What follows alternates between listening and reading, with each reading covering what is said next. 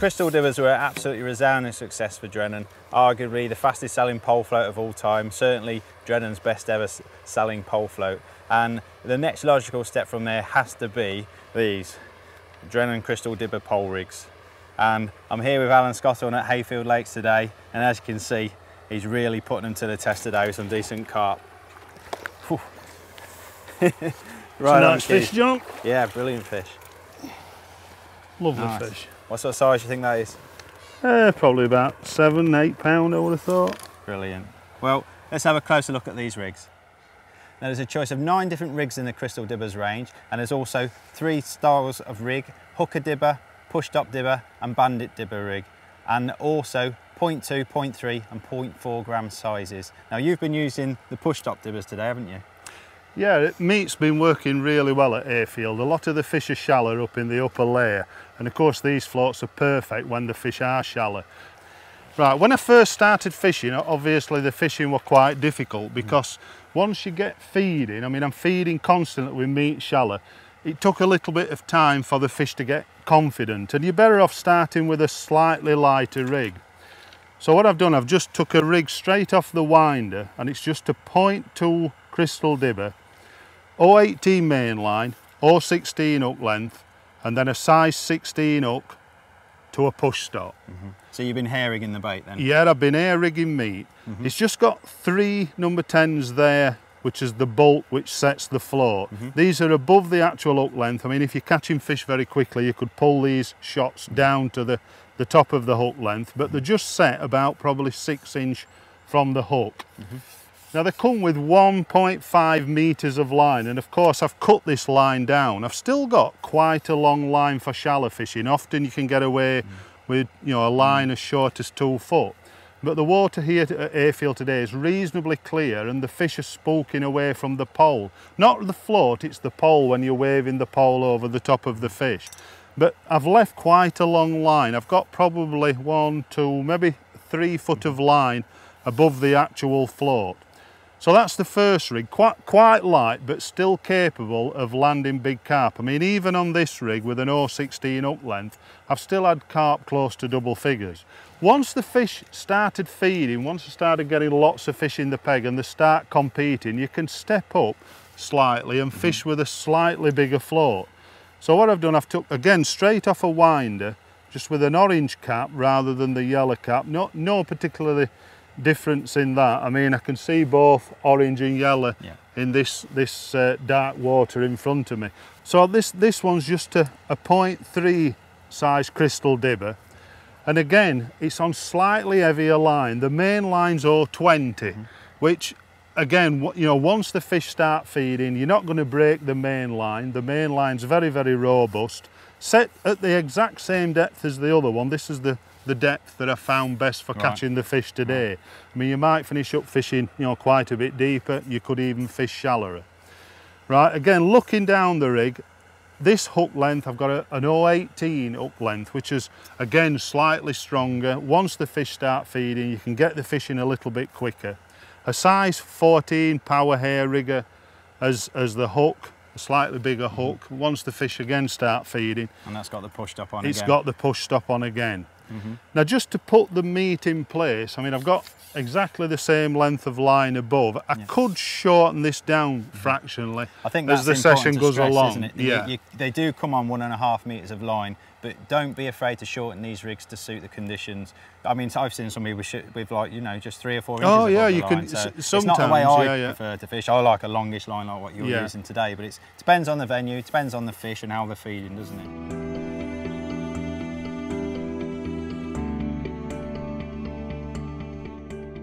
I've probably caught, I don't know, maybe 80–90 pound of fish today on you know, these rigs, and I've not broke the line or broke any of the loops or anything. Fantastic. These aren't the rigs, you've got rigs in your box full that you've tied. I mean, because fishing at your level, you know, is a 5-time world champion, so you are going to tie your own rigs. But these are tied to top angler standard. I think that's what we need to stress. They are of a very good standard. There's no doubt about that. Everything about them's right. I mean, we've not just developed these on a whim. We've tested them, and the rigs virtually that I use. You can see on this the 0.3 size float, I've got is the 5 number 8s. 5 number 8s. So once the float gets slightly bigger, you've got a bigger block of shot, you get down to the fish quicker. And of course there's also a 0.4 also in this rig. Because with each rig, they do go up progressively stronger in size of line and also in hook size as well. So the 0.2 is the lightest rig, float size wise, and line strength as well. 0.3 is stronger again, and 0.4 is the strongest rig with the biggest hook. Yeah, I mean, just taking this rig out of the packet, I mean, just to explain what's actually on the actual rig. I mean, these winders are fantastic because they give you all the information on the actual winder. So every time you use that rig, you can put it back on the same winder, and you could probably use these rigs 5 or 6 times, John. You know, they're not. The line is very, very strong. I mean, if you've caught 200-300 pounder carp, okay, I'd probably want to be changing the line. But you'd probably only change the hook length, wouldn't you? Yeah, you'd probably only change the hook length. The rig is fine. So just changing the hook length, then you've still got a perfectly good rig. One thing that is for certain, once you take a rig off the winder, right, once the rig's off the winder, you can see that the line is quite kinked. Now the thing to do, you get that with all pole rigs. I mean, you know, when I make pole rigs up at home, the first thing I do when I take the actual rig off the winder is just straighten the line out. Yeah. Literally a little bit of pressure, moisten your fingers, and that's all gone then, isn't it? Yeah, I mean, my hands are quite greasy now because I've been fishing with meat all day. But just straighten the line out above the float, and then you can see then that all the kinks and everything's took out of it. You can move that float to where you want, whatever depth that you want to fish at. I mean, this is the heaviest rig that we've got. It's a size 12 hook. This would probably be the one that you'd use in height of summer. That's a proper bagging rig. Yeah, it's more like my style it's of rig. Your style of rig for catching big weights. I mean, you've had a few big weights of lately, haven't you? But it's a size 12 hook. Again, the hook length is 020. Yes, 020. 020, yeah. 023 main line. Very, very strong rig. But I think, you know, even today I could have caught with this rig once the fish started feeding very well. The push stops, they're dead easy to use. I mean, it's... I was using punch rather than cubes. Yeah, I think you can use cubes. I mean, cubes work perfectly well. But of course, when you're punching a piece of meat, if you just punch a piece out and actually put the push stop pusher into the push stop, you can actually just push the push stop through the middle of the barrel. The punched piece of meat, and you can see that sits on the hook really well. Right. Fantastic way of fishing meat shallow, because and that's a nice little gap between the hook and the bait as well, so there's a bit of movement there as well. Also, you can slap the rig over what induces bites as well, because that, you know, that piece of meat's not going to come off. If it's on the actual hook, it can come off, but of course when it's to a push stop, it's very, very difficult for that piece of meat to come off. You can use a push stop with other baits as well, can't you? You can use sweet corn, you can use 6mm. There's lots of other baits you can use with him. You've used it with worms as well, yeah, haven't you can use it with worms, segments of worms, corn, all sorts of different baits can be used with the push stop. The bait comes off, the hair stop or the push stop is still there because it's permanently tied on. Yeah. So, brilliant. Have we to have a quick look at the other rigs also in the range? I think so.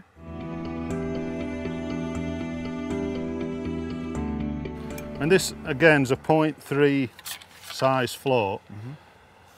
Because it's a 0.3 size float, the line is the same size as on all the 0.3 size floats. It's just an 020 main line, again quite robust line. You can see the 5 number 8s. These rigs, because these floats are blow moulded, they're all exactly the same size. It's not like balsa or any other product. Once you produce that float, it is the same size every time. So every one takes the same shotting capacity, which is great if you're re-rigging the floats as well, because it's dead easy just to put 5 number 8s back on the line. About an 100mm hook length. Again, the shots are well above it, but you can adjust them down onto the top of the actual knots. I think the importance of that short hook length is when it's on the winder, there's absolutely no kink in there at all. It's a perfectly straight hook length, and that's the most important part of the rig that needs to be straight. So you can move those shot down above it, but it means you can fish ultra shallow as well. and you're in business. Yeah. I mean, once you put a band to a hook, I mean, again, this is a size 14 hook, a nice 018 hook length. You're not going to get broke with the bigger carp. But you can see, most important, the band on the hook is about sort of 4 to 5 millimeters below the actual hook. And once you put a pellet in place, everything's set up exactly right. Perfect. You know, 4 or 5 mil below the actual hook. An 8 mil pellet on there, but you can use them right down to probably 4 mil pellets, couldn't you? Yeah, you could. I mean, 6s, yeah, probably 4s as well. Especially, you know, if you were fishing with 4s with the smallest float, 0.2, you'd probably be able to catch F1s no problem at all. You know, fishing with the lightest float, 0.2, an 016 hook length, it might be a little bit heavy, but of course, a lot of these fisheries now, they're mixed fisheries, and you catch carp and F1s mixed in. So there's 2 hair rig options. There's a Bandit and also the PUSHSTOP dibber, but there's also a hooker dibber which features a power carp hook as well, doesn't it? Yeah, just a plain hook. It's important to have a plain hook in range, because if you're just using bunches of maggots or hooking sweet corn, I mean, there's the worms even, you know, fishing segments of worms shallow works very well. Not everyone wants a hair rig. Yeah, meat as well. I mean, sometimes, you know, air rigging meat is not the, you know, the best way to catch them. Sometimes you need to actually hook the meat on the actual hook. Yeah. So, you know, the fact that there's 3 different ways that you can actually put the bait on the hook is brilliant. These rigs could also be used in the margins, also down, you know, down the side. And also across to islands as well on Snake Lakes. Across to islands as well. I mean, I've just been to Lake View, and fishing these on the mud line tight to the other bank is fantastic. Of course, you can bring the float down very, very shallow. Right against the mud line, and so, you know, 6, 8, 10 inches of water even sometimes. Yeah, I mean, you could fish even shallower than that. The fact that it's got a short hook length, you could even bring the shot down onto the top of the hook length and fish even shallower. But of course, the float, with it being clear, doesn't spook the fish when you're tight against the mud line on the far bank of these canal type snake lakes. So there's loads of options there. They're not just a shallow float. You can use them across to islands, down the edges and shallow, all right down to 4 or 5 inches deep if you need to. Really, really versatile, aren't they? Yeah, they're very, very good. I mean, I could use these type of rigs, no problem at all. And I've done today. I mean, I've caught probably 80, 90 pound of fish already, and I think it's probably time I caught some more. Yeah, let's see you catch another one.